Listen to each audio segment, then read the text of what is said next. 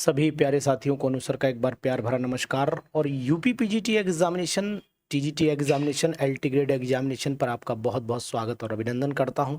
Aroma chemistry classes में आज लाया हूं बहुत ही इम्पोर्टेंट क्वेश्चंस, और ये क्वेश्चन आपको ये बताएंगे कि आखिरकार आपको तैयारी किस लेवल पर जाकर के करनी है। तो ऐसे क्वेश्चंस अगर आप करते रहेंगे तो मैं उम्मीद करता हूं कि आप 100% सफलता को प्राप्त करेंगे। तो एक बार आज ऐसे क्वेश्चंस की बौछार के साथ में आप हमारे साथ बने रहिए।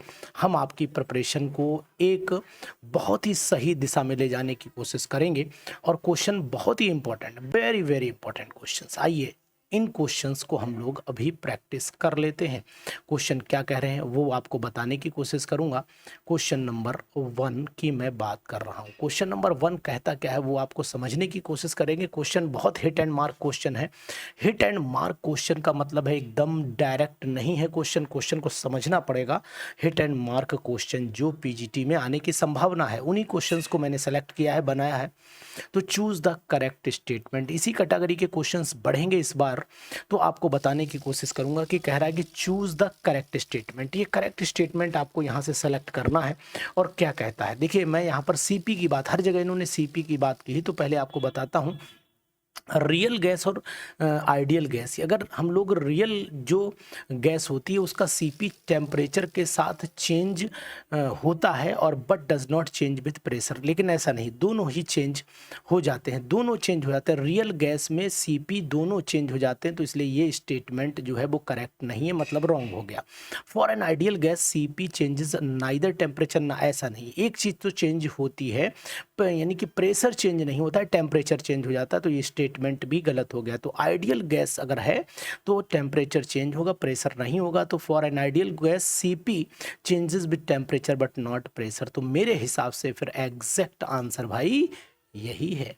अगर आपको पीजीटी एग्जामिनेशन के क्वेश्चंस को इस लेवल पर ला करके सॉल्व करना पड़ेगा, तभी आप लोग जो है वो अपनी पूरी उस प्रैक्टिस को अंजाम दे पाएंगे जहां आपको सिलेक्शन। तो पीजीटी के लिए वेरी वेरी इंपॉर्टेंट क्वेश्चंस। और अगर आप चाहते हैं कि पीजीटी एग्जामिनेशन, चाहे वो एग्जामिनेशन पीजीटी का बिहार एस्टेट के लेवल के लिए हो, बिहार एस्टेट यानी कि अगर हम एग्जामिनेशन बिहार एस्टेट की प्रिपरेशन कर रहे हैं तब के लिए भी ये क्वेश्चन बहुत ही इंपॉर्टेंट है। और साथ ही यूपी पीजीटी एग्जामिनेशन और यूपी पीजीटी के साथ ही में जीआईसी लेक्चरर के एग्जामिनेशन के लिए भी बहुत इंपॉर्टेंट है। तो हमारे साथ बिल्कुल बने रहिए। दूसरा क्वेश्चन आ जाता है बहुत ही very very important, van der Waals gas equation का। Van der Waals gas equation famous gas equation है। और एन मोल्स ऑफ गैस के लिए अगर मैं कहता हूं तो van der Waals gas equation आप जानते हो कि एन मोल के लिए P plus A N square, और ये वाली यानी कि लिख दिया इन्होंने उल्टा है, जिससे कि थोड़ा सा डाउट बने। तो वो डाउट हम नहीं बनने देना चाहते, इसलिए इस इक्वेशन को इस तरीके से पढ़ लीजिए। वेरी वेरी इंपॉर्टेंट, बहुत इंपॉर्टेंट क्वेश्चन, कई बार पीजीटीज में आया है, कई बार पीजीटीज में आया है। इसे हम लोग डायरेक्ट क्वेश्चन बोलते हैं। ये question hit and mark question था, इस क्वेश्चन को हिट एंड मार्क क्वेश्चन बोलते हैं। और हिट एंड मार्क क्वेश्चन की बढ़ेगी गिनती इस बार, इस बात का ध्यान देना। तो ये क्वेश्चन का आंसर भी आपको मिल चुका है। बहुत ही दमदारी के साथ ये क्वेश्चन आपने करिए और इसका आंसर कहीं पर नोट भी कर लीजिए, कहीं पर नोट कर लीजिए। बहुत ही सटीक जवाब आपको यहां से मिल जाएगा।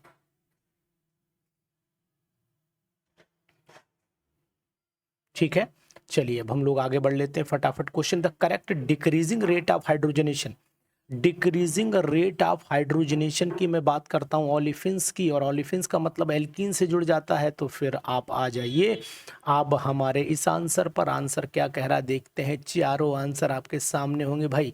ये देखिए बहुत ही इंपॉर्टेंट, मिथाइल, देखो एक तो डाई मिथाइल, ये यहाँ भी है डाई मिथाइल यानी कि टेट्रा मिथाइल इथीन दिया हुआ है, ये डाई मिथाइल इथीन दिया है। ये ओनली यानी कि 1 डाई मिथाइल हो गया, ये टेट्रा तो हो ही गया, ये आपका 1 डाई मिथाइल इथीन हो गया, ये केवल इथीन। तो मैं आपको बताऊंगा हाइड्रोजनेशन सबसे बढ़िया, यही तो हाइड्रोजन को एक्सेप्ट आसानी से कर पाएगा, ये थोड़ा ना कर पाएगा। तो सबसे नंबर 1 पे जो है, सबसे फोर्थ नंबर 1 पे आना चाहिए और लास्ट में फर्स्ट आना चाहिए। यही आंसर आप ढूंढ लीजिए, फोर्थ लास्ट में ये 1, यानी कि सेकंड वाला ऑप्शन भैया बिल्कुल एक्यूरेट है। बेस्ट आंसर आपके सामने है, ध्यान दीजिएगा। अब एक क्वेश्चन तो आपको करना पड़ेगा, वेरी वेरी एक क्वेश्चन आप करिए, देखते हैं आप ये जवाब निकाल पाते हैं। अगर इनबॉक्स में जाकर के इसका जवाब दे दोगे ना तो मैं समझ जाऊंगा कि आपका सिलेक्शन 100। वेरी जेड, आपको पता है ना कंप्रेसिबिलिटी फैक्टर जेड होता है भाई, P is equal to R T होता है ना, एनआरटी रख लीजिएगा। तो यहाँ पर अगर पी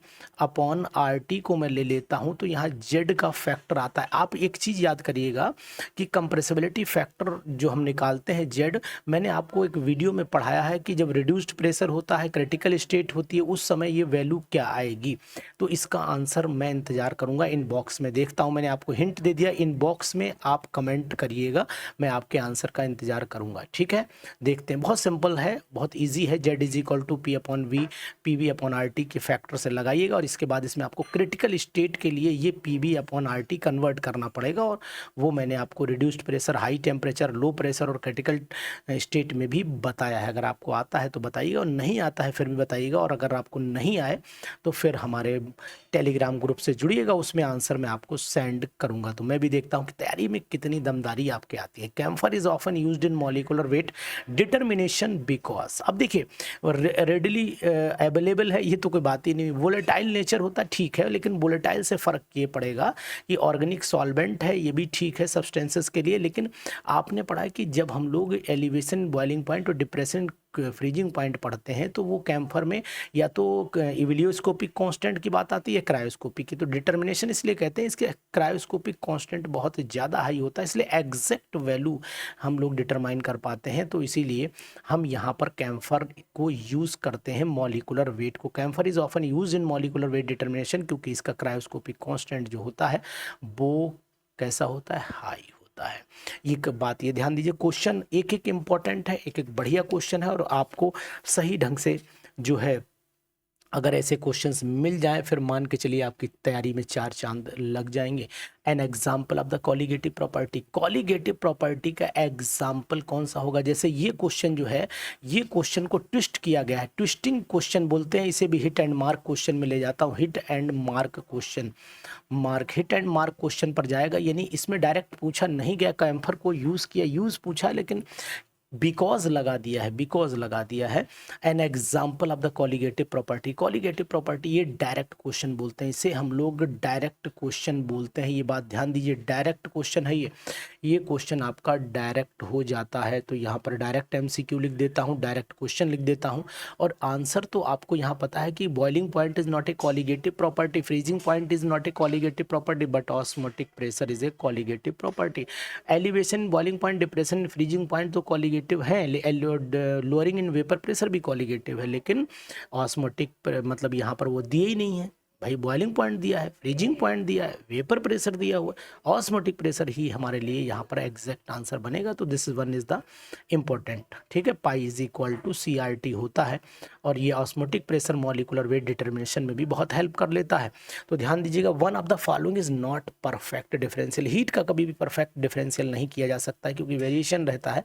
तो यही परफेक्ट, तो यहाँ पर ये, हालांकि ये एंथैल्पी है और ये आपकी गिब्स फ्री एनर्जी होगी, ये टेम्परेचर। तो यहाँ पर अगर हम लोग क्यू की बात करते हैं तो यहाँ हीट जो है वो क्यू के फॉर्म में है, तो DQ जो है वही परफेक्ट नहीं होना चाहिए, नॉट परफेक्ट डिफरेंशियल, इसी का नहीं परफेक्ट डिफरेंशियल बनेगा।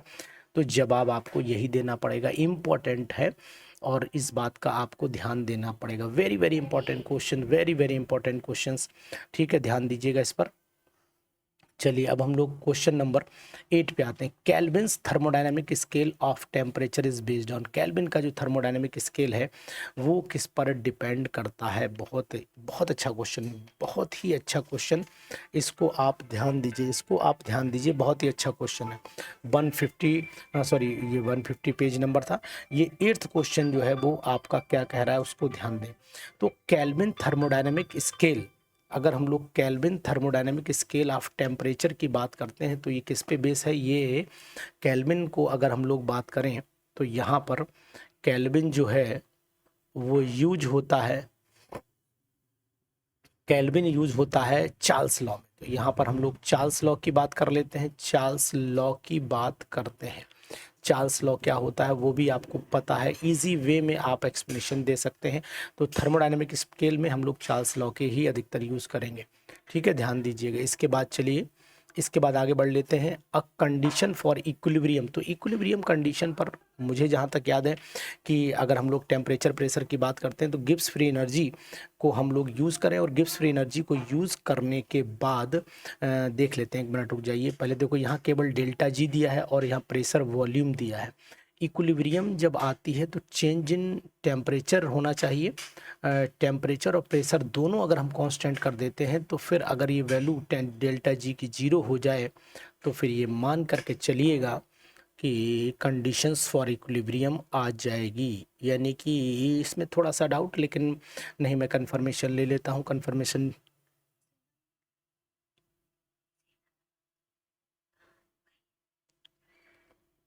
Condition for the equilibrium del G T V is equal to zero. तो डेल टी पी की वैल्यू का टेम्परेचर प्रेशर देखते हैं तो फिर यहाँ पर यही वैल्यू ज़ीरो, क्योंकि प्रेशर और टेम्परेचर को अगर देखा जाए तो प्रेशर और टेम्परेचर एक ऐसी कंडीशंस होती हैं जहाँ पर वॉल्यूम वेरिएशन कर सकता है। तो यानी कि मेरे हिसाब से फ़िलहाल आप भी इस पर एक बार डिस्कशन करिए, अपना कमेंट बॉक्स में कमेंट जा करके दीजिएगा। तो इस क्वेश्चन पर भी आप हमें आंसर भेजिएगा। क्वेश्चन नंबर 9, क्वेश्चन नंबर 9 पर भी हमारा जवाब वही रहेगा। ठीक है, क्वेश्चन नंबर 10 पर आ जाते हैं। क्वेश्चन नंबर 10 क्या कह रहा है वो भी समझिएगा। Del E upon del V, del E upon del V at constant temperature जो है वो इक्वल टू प्रेशर होता है, और pressure van der Waals gas equation में डायरेक्टली प्रोपोर्शनल हो जाता है 1 अपॉन वी के, यानी कि 1 अपॉन वी स्क्वायर हो गया। तो यहाँ कांस्टेंट लगा लीजिए, P is equal to A upon V square. तो ए अपॉन वी स्क्वायर का मतलब हुआ कि आंसर फिर हमारा ए यहाँ पर आना चाहिए। ठीक है, इसके बाद चल लेते हैं क्वेश्चन नंबर 11 में। The reversible work done by 1 mole of an ideal gas. तो यहाँ पर रिवर्सिबल वर्क डन यानी कि डब्ल्यू की बात कर रहा है। डब्ल्यू इज इक्वल टू 1 मोल यानी 2.303 NRT log P1 upon P2, P1 upon P2 हो गया। तो 2.303 N की वैल्यू यहाँ पर आ जाती है आपकी 1 आ जाती है, R की वैल्यू आ जाती है 8.314 आ जाती है। टेम्परेचर की बात करता हूँ तो 300 आ जाएगा, और ideal gas compress from 1 atmosphere to 10, तो यानी कि 1 एटमॉस्फेयर से 10 पे गया। तो ये हो गया आपका log 1/10 हो गया, log 1/10 हो गया। तो इसको अगर हम लोग सॉल्व कर लेते हैं तो ज़रा एक बार पूरा सॉल्व हो जाए। मल्टीप्लाई कैलकुलेटर से करना पड़ेगी, मल्टीप्लाई कैलकुलेटर से करना पड़ेगी। चलिए 1 मिनट का समय दीजिए, कैलकुलेटर से कैलकुलेट कर लेते हैं। फिलहाल आप भी इसी मेथड से लगाइएगा, मैं एक बार चेक कर लेता हूँ कि आंसर क्या आना चाहिए। 2.303 मल्टीप्लाइड बाई 8 कैलोरी में है, तो कैलोरी में है ROIC, तो कैलोरी का मतलब फिर यहाँ पर 1.9 रखना पड़ेगा। कैलोरी में है तो 1.9 रखिए या 2 रख लीजिए, तब भी कोई दिक्कत नहीं। इंटू आपको 2 कर लीजिए, इंटू 1.9 एग्जैक्ट निकाल देता हूँ, बाकी 2 से भी आंसर आ जाएगा। इंटू 300 आ गया आपका, तो ये लगभग 138 के आसपास आना चाहिए। जब आप चेक आप लोग भी कर लीजिएगा, कैलोरीज में जवाब है, और कैलोरीज में जवाब के लिए आपको वहाँ पर 1.9, अदरवाइज तो आंसर फिर आपका आ जाएगा। तो 11 वाले में 1382 आ रहा है मेरा। 1312 पॉइंट समथिंग है। 1312 में माइनस में आंसर नहीं दिया है, प्लस में आंसर है। और आपको करना क्या है, देखिए दूसरी चीज़ आपको और भी बता देता हूँ यहाँ पर, कि अगर हम लोग यहाँ पर ये देख रहे हैं ना, compressed reversible work done when 1 mole of ideal gas is compressed thermally from 1 atmosphere से आपको 10 में, तो इसका मतलब हुआ log 10 की वैल्यू, ये मैंने ये ध्यान दीजिए 1 एटमॉस्फेयर था, शुरुआत में 1 एटमॉस्फेयर था और हमने कंप्रेस करके कितना कर दिया, यानी कि compressed isothermally at from 1 atmosphere pressure to 10 atmosphere pressure 10 पे ले आए। तो एट प्रेजेंट टाइम कितना है, P1 हमारा 1 हो गया और P2 हमारा हो गया आपका 10। तो वर्क डन माइनस में होगा, और माइनस में जब वैल्यू निकालेंगे तो ये वैल्यू आ जाएगी log 1 माइनस log 10। तो log 10 ये तो 1 तो ख़त्म हो गया, 0 हो गया, इसका मतलब हो गया ये वैल्यू ख़त्म हो गई। अब यहाँ पर log 10 की वैल्यू आप देखेंगे तो 1 आ जाएगी, लेकिन 1 माइनस में आएगा, तो ये ओवरऑल आंसर जो है माइनस माइनस क्या हो जाएगा, प्लस में। तो ये आंसर नहीं होगा, आंसर फिलहाल ए ही होगा। ठीक है, वेरी वेरी इंपॉर्टेंट क्वेश्चन, ये भी कर लीजिएगा, अच्छा क्वेश्चन है। एक बार आप लोग भी कैलकुलेशन करके रखिएगा, कैलकुलेशन आप लोग भी करें जिससे कि कंफर्म हो जाए कि क्या आंसर है। बहुत ही अगेन वेरी इंपॉर्टेंट।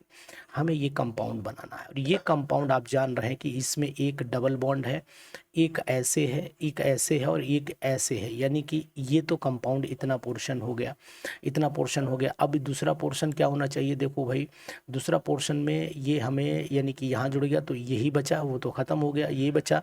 तो इस तरीके से ये 2 पॉइंट बचे, यानी ये 2 पॉइंट बचे और ये हमारा हो गया COCH3। तो कहने का तात्पर्य है कि यहाँ पर डबल बॉन्ड होगा तभी ये शिफ्टिंग पॉसिबल है, अदरवाइज ये शिफ्टिंग पॉसिबल नहीं हो सकती है।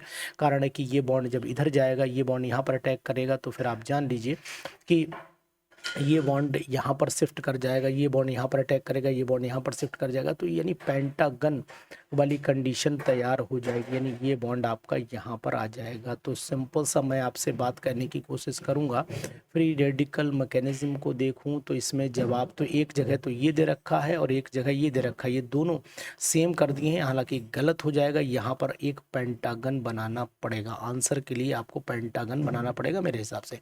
चेक आप भी करिएगा, पेंटागन बनाना पड़ेगा और पेंटागन में आपको 2 डबल बॉन्ड इस तरीके से ये लेने पड़ेंगे, तभी शिफ्टिंग पॉसिबल है, तभी शिफ्टिंग पॉसिबल है। और ये ऐसे और यहाँ पर COCH3। तो आप चेक करके बताइएगा क्या ये आंसर सही है।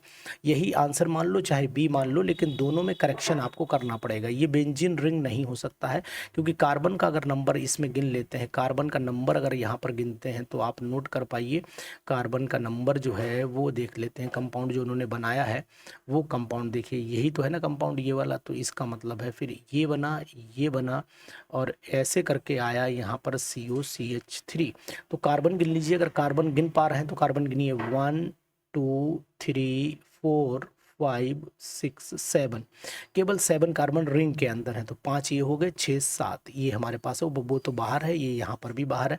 तो फिर मेरे हिसाब से यही आंसर होगा। लेकिन यहाँ बेंजीन रिंग की जगह आप जो है वो साइक्लोपेंटीन बनाइएगा, डाइईन, साइक्लोपेंटाडाइईन बनाइएगा, वही ऑप्शन आपके लिए करेक्ट रहेगा। तो इसमें ऑप्शन थोड़ा सा मिसप्रिंट कर गया है, वही ऑप्शन आप ठीक कर लीजिएगा। तो ये हमारे बेस्ट क्वेश्चंस हैं, इन क्वेश्चंस को लगाइए और पूरी ताकत के साथ में डटे रहिए PGT एग्जामिनेशन के लिए। इंतज़ार जरूर होगा, लेकिन इंतज़ार का फल भी आपको मीठा ही मिलेगा। अगर हमारे व्हाट्सएप नंबर से जुड़ना चाहते हैं, हमारे टेलीग्राम ग्रुप से जुड़ना चाहते हैं, तो जुड़ जाइए 94 73 70 27 11, और ये PDF आपको अवेलेबल होगी हमारे टेलीग्राम ग्रुप पर। ओके।